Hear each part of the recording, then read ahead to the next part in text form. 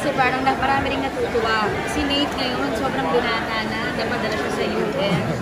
Grabe, how is he? How is he? Kasi parang ngayon, syempre, binira na rin kayo nagpo-post about him. Siguro, medyo shy. Bakit nga? Oo. Hindi naman kasi re-regulate nyo? Hindi naman, binata na eh. So, kailangan ko pa ipaalam yung post. But he's a very mabait na bata. Wow. Matalino. Gusto ko na hindi siya, hindi siya showbiz. Ay, hindi siya showbiz? Hindi, not at all. Pero So, alam lang niya na, trabaho namin to, but it's not. Anong hindi siya showbiz? Hindi niya yung, Sama sa mga...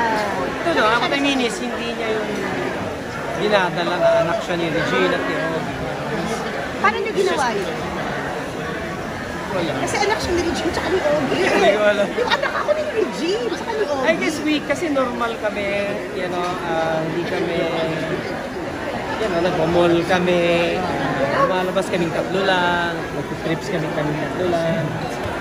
We have, priority namin talaga yung family time. So, kaya nakakatuwa na lumaki siyang gano'n. Ilan taon na siya ngayon? He's 12. Well, may Father's Day plans na.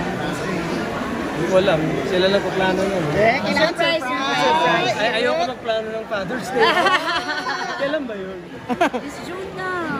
Second Sunday? Week of June. Second Sunday. Oh Pero my usually, gosh, nasa Australia yata ako. anong ginagawa niyo pag Father's Day? Wala lang, nililibre lang nila ako.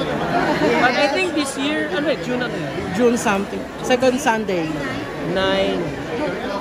Yeah, 9 or gano'n. Well, I'm going to Australia after that kasi yung pangalawa kong anak, nag-graduate, she's now a nurse.